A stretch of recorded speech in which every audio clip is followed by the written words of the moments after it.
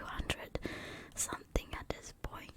So it's been going fast, and I'm really grateful, and I appreciate it. But I don't know. I'm just so surprised. I'm just a little surprised. But for today's video, I know a few people asked me to do a whisper video, and you know what? I'm a very awkward person. Like a very awkward person, like a socially awkward. It's like I cannot make conversations. So I thought it would be a good idea for today to read a bedtime story. I'm going to be reading Snow White and the Seven Dwarves. This is the fairy tale story of Snow White and the Seven Dwarves. This classic tale is reimagined with a modern twist on what it means to be fair. Once upon a time, a princess named Snow White lived in a castle with her father, the king, and her stepmother, the queen. Her father had always said to his daughter that she must be fair to everyone at court. Said he, people come here to the castle when they have a problem. They need the ruler to make a fair decision. Nothing is more important than to be fair. Queen Snow White's stepmother knew how much this meant to her husband. At the first chance, she rushed to her magic mirror and said, "Mirror, mirror on the wall, who is the fairest of them all?" I don't know, who is it? Snow White is the fairest of them all, said the magic mirror. What? Yelled the queen.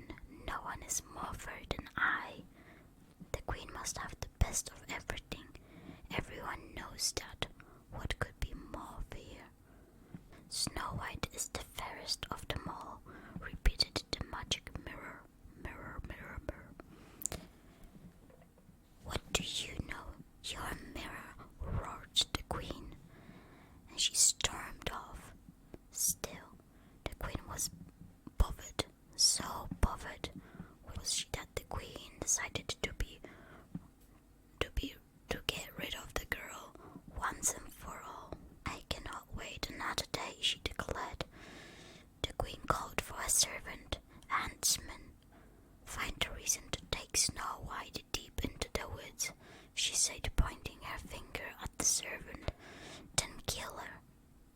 The huntsman was shocked, but she was the queen, and what could he done? Next day, he took the Snow White into the woods. As he drew his knife to slay her, Snow White turned around, said, taking something out of her pocket, "You've always been good to me." She held in front of him 6 perfect arrowheads that she had carefully shaped. "Do you like them?" she said. "They are for you." Snow White said to the huntsman, "I cannot do this." "Of course you cannot.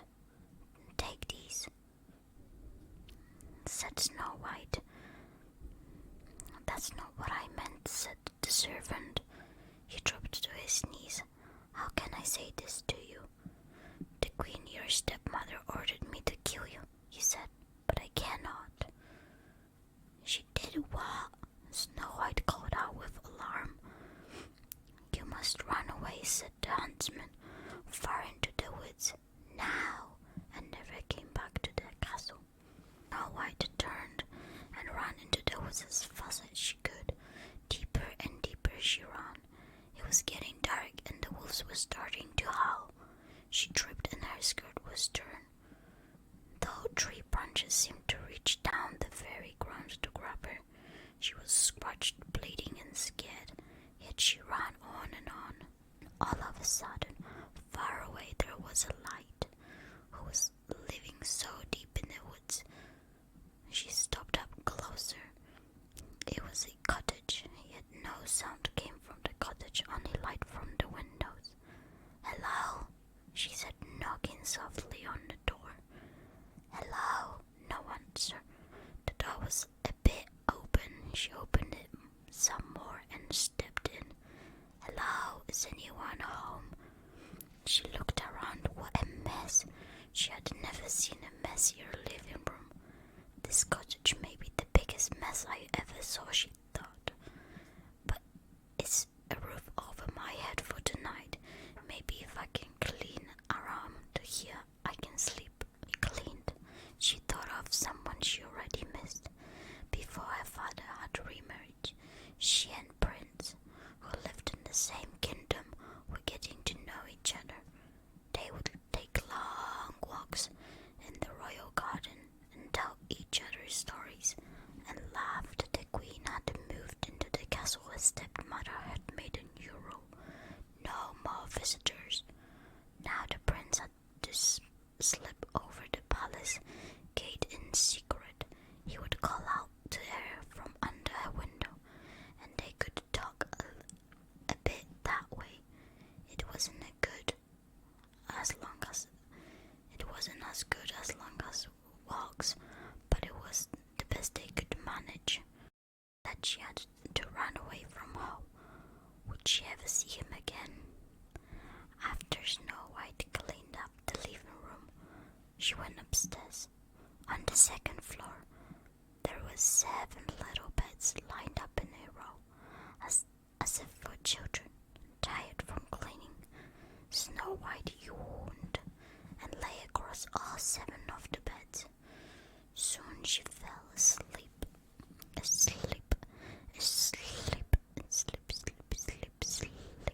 In the meantime, the 7 dwarves were heading home from a long day of work in jewel mines. When they opened the door, you can imagine their surprise when they saw their cottage all cleaned up. "What kind of magic is this?" said one of the dwarves, whose name was Doc. "I wouldn't mind more magic like this," said another of the dwarves with a smile. His name was Dopey. "We'd better check upstairs," said another dwarf, whose name was Grumpy. "Something's fishy around here, that's for sure." There, laying across all bed, was a young lady fast asleep. "Who are you?" said all dwarfs at once. Snow White bolted awake. The 7 dwarfs could tell she was surprised as they were. Soon they all relaxed and shared their stories. Snow White learned names: Bashful, Dog, Dopey, Grumpy, Happy, Sleepy, and Sneezy. She told them all about her stepmother, that her stepmother had tried to get the huntsman to kill her, that the huntsman had set her free in the woods and that she could never go back home again. "Stay here with us," said Bashful. "That's sweet of you," said Snow White, "but if I were to stay here at your home, I would have to do something for all of you." "You already cleaned up our place," said Sneezy. "Keep the house clean will be easy," said Snow Eyes.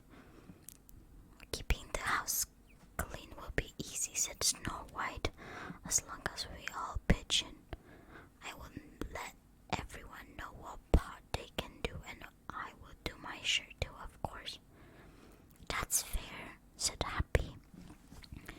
"But there must be something else I can do for you," said Snow White. The 7 dwarfs shrugged.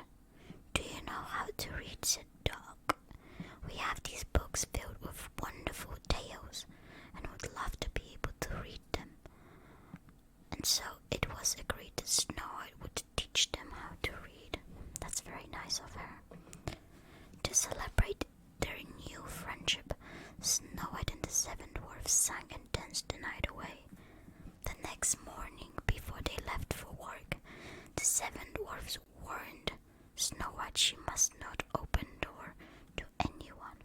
After all, who knows what evil her stepmother might do? The princess nodded in agreement and the dwarfs left the house. The princess prepared her first reading lesson.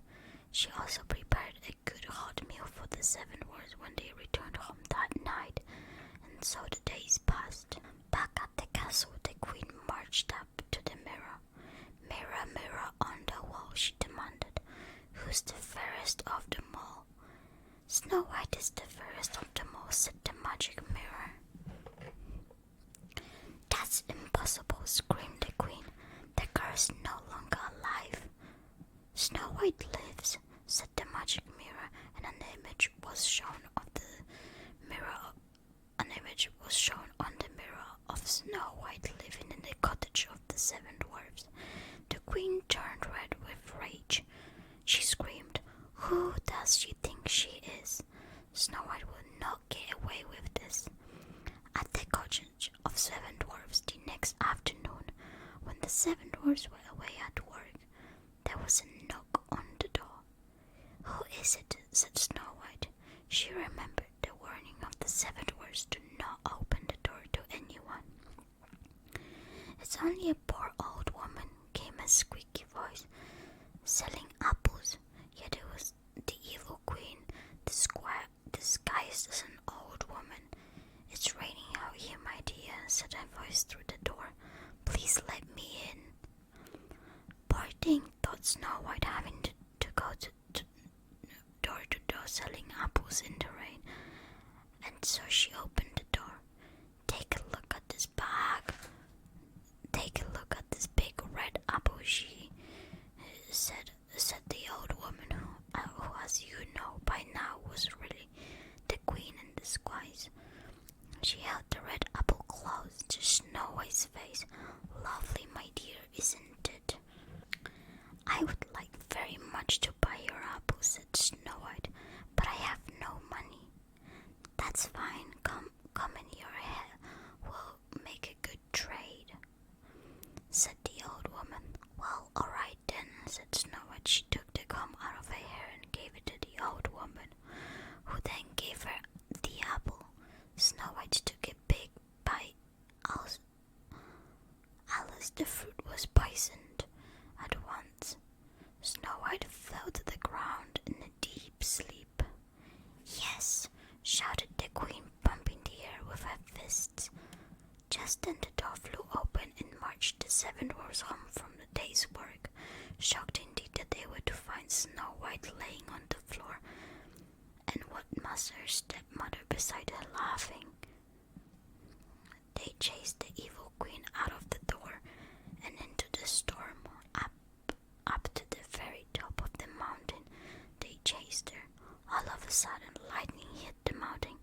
The queen fell and she was never seen again. But there was nothing to help poor Snow White. She stayed absolutely still in her deep sleep. The 7 dwarfs gently lifted her into a glass coffin. Day and night they kept watching over her.